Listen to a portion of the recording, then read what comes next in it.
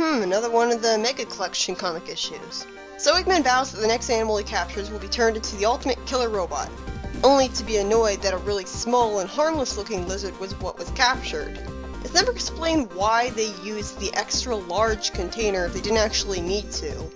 I guess they lost the other size containers or something and had no choice but to use a large one. Did they drop them down a hill or something? Still, this seems like it just arbitrarily happened for the sake of a joke, which is the point where comedy becomes intrusive. Why wasn't the animal inside tied up or restrained in some way so that it wouldn't be able to run free the minute the container was opened? Imagine if it really was an elephant or a rhino. It would have barreled right through Eggman. Eggman decides to use the lizard anyways because he's stubborn enough to always keep his word. To himself anyways. But still sends the robots into the slag shop for their efforts, being an ungrateful boss once again. What kind of work would that even entail to justify them being unhappy about it? I'm missing some context here, and like one image could have solved that problem. Eggman tells the robot to turn up the air conditioning, only for the robot to reveal that it doesn't know what it's supposed to do to follow that order, and pulls the size control knob instead. Two problems here. First, why doesn't the robot have it programmed into him what to do to turn up the air conditioning? Why would it ever push a button it's not programmed to? Is it sentient? And two, if there's a size control knob, then why did Eggman even care about the lizard being too small? Just increase the size. If anything, it being small was a good thing because it made it more convenient for him to carry it into the roboticizer. Why did he care about the size at all? The only problem is that apparently the robot will break free of Robotnik's control and start inconveniencing even him if it becomes too large. Somehow. But why would it still be evil and destructive even after growing that big? Why would Robotnik program the machine to make that be the case? So now that the lizard's become a giant robot that wants to take over the world for itself, and one that's now able to talk at that, all because it's too big. What was the point of giving its stupid name proper capitalization in the first place? Does it make it stand out? Putting it in bold would have done that just fine. So basically, we have a giant dinosaur robot going after Sonic. What was the point of Sonic mentioning the name of the comic book? Every single fourth wall breaking joke is pointless. I see they both have Sega Genesis and awareness of Jurassic Park in Sonic's universe. Good thing Rotor has a TV monitor that can show them that robot so Sonic can stop them. So, I'm wondering, does the TV monitor get its data from an invisible camera that is invisible so Eggman can't see it and find Knothole because he sees it? So, Sonic spin dashes into the robot's mouth by mistake, and his friends all see this on the monitor and are horrified. Even Antoine is unhappy, even though you'd think after all the mistreatment he suffered from him that he'd have to fake that. Tails is made to look like a complete idiot though, by assuming that the monitor's just showing him the Jurassic Park movie, even though he just saw Sonic on the screen. Fortunately, Sonic survives by not only avoiding being crushed and stuff by its sharp teeth somehow, but also by spin dashing back and forth in its mouth to make it want to spit him out. Because we all know robots can get nauseous. What was the point of trying to pretend Sonic was killed off so early in the comic? A lighthearted comic at that. And this wasn't the place for comedy, it's just watering the tension down. This is supposed to be a big, epic, action-y issue.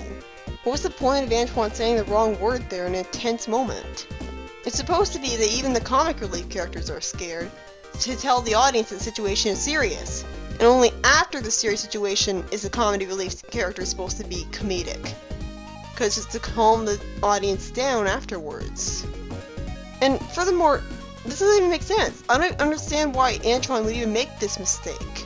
Scavenged does make sense in that context if he means that he doesn't think Sonic's dead and wants to retrieve his body. But he apparently meant avenged. And as someone who's been studying French, I don't see how he could fuse those two words. The French word for avenge is venger. So that's just one letter off from avenge. Why would he have trouble adjusting to the English translation when it's almost literally the exact same word? I'm starting to worry that the jokes off Antoine's struggles with English are going to make absolutely no sense and only be there for the sake of a joke, rather than actually making sense for someone who's new to English from French. And the only way this can be justified is that maybe in the Sonic universe the French language shares only a few passing similarities with our French. At least I'll have fun deconstructing why it makes no sense for Antoine to make the mistakes he does. The real problem I have with this is that it makes no sense for Antoine to want to avenge Sonic when he's treated like crap by him. And his admitting to admiration of him later makes no sense either. It comes off as Gary Stewish, like, look kids, even Antoine loves Sonic. Love our mascot kids, love him! So after Sonic collects enough rings, he goes into a Sonic 2 special stage, and defeats the robot with Super Sonic. Makes perfect sense that he'd need a super form to deal with such a robot, so I have no real complaints with it. I can't imagine him defeating the robot without it. The problem is that he has all these emeralds right away, so that feels like a Deus Ex Machina. At least have him spend the entire issue looking for Chaos Emeralds and finding them first. I'm not sure how he'd find them without a radar specifically attuned to them, but whatever. It's just really underwhelming that even though he goes through all this trouble going super, Sonic eventually foils the robot just by turning it tiny and crushing it with his shoe. What was the point of making him go super then? What was the point of having Deus Ex Machina then? It was supposed to be funny, I guess. It is definitely a creative way of, like, it is a twist. I like that. And then we have Antoine humiliated with a whoopee cushion. Great. This toilet humor in a Sonic game. Well, not a Sonic comic anyways. I'm so used to saying game. But this is pretty much Color's level of humor. I liked the story. It was exciting action and stuff. This is pretty sweet. Tails is around Sonic when he falls asleep, implying that, once again, Sonic spends time with Tails. And Tails idiotically runs off on his own to try to be a hero on his own. He comes across Eggman making a speech to a bunch of his badniks, telling them to destroy things. And of course, they use Tails as a hostage, because Tails isn't allowed to be worth anything right now. Oh, here's a nice surprise. He's actually allowed to defend himself by the writers. Cool! I like how he asks himself what his hero Sonic would do in that situation to make him being a badass later more believable and relatable, and then actually becomes a badass, fighting off the robots with his tails in a way that you'd expect him to be able to. That's awesome! But sadly, he has some overconfidence after this and tries to take down Eggman all on his own, mentioning Michael Jordan, an unneeded pop culture reference that was out of place, as parodying The Godfather was in Sonic Colors. Yes, they did do that. I guess the Sonic universe has a Michael Jordan too? What are the odds? But seriously, this is basically just, we're making pop culture references, so laugh. But anyways, him running straight to Eggman's base alone when he's not nearly as capable in combat as Sonic yet for some reason is really stupid. If he was willing to take a life, I'd be at least able to somewhat believe that he could do it, and understand why he's going there. But since he'd never kill anyone, there's no way this is going to work out well for the Freedom Fighters. He's not going to sneak up behind Eggman and stab him in the back or anything like that. So instead he's just running towards the base with no plan. What's he going to do, tie him up with invisible ropes?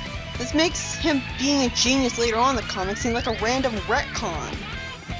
Thanks to him somehow mistaking a shadow for the real deal, he ends up running into a wall as a result, and ends up almost being roboticized before Sonic magically finds out where he is and saves him. Why did Sonic think it was safe to go to sleep outside the base anyways? I was about to ask why Eggman would ever put self-destruct buttons on his SWAT bots and how that would ever benefit him, because I thought the robots were only doing this to get out of being killed by Sonic. Then I realized later that the reason Eggman put a self-destruction button on the robots was because the explosions would actually hurt Sonic, like the pig robot spot in the miniseries earlier who became a bomb. And the issue ends with Sonic cheerfully telling Tails to be more patient.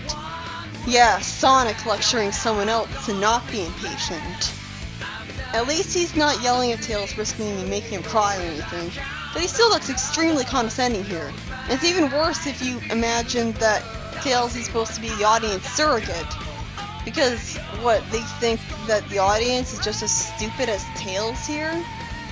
It's like he's saying this to the kids that are supposed to be their audience. I'd be insulted. In summary, the first story was a nice action. Even if Sonic shouldn't have gotten all those emeralds off screen, but whatever. But the second story was just about Tails being a brainless moron. Not exactly a story that aged very well. And once again, the story was written by Michael Gallagher. So far, I'm liking his work. I mean, granted, it's not without its plot holes and forced jokes, but this is definitely... I've seen worse. Much, much worse.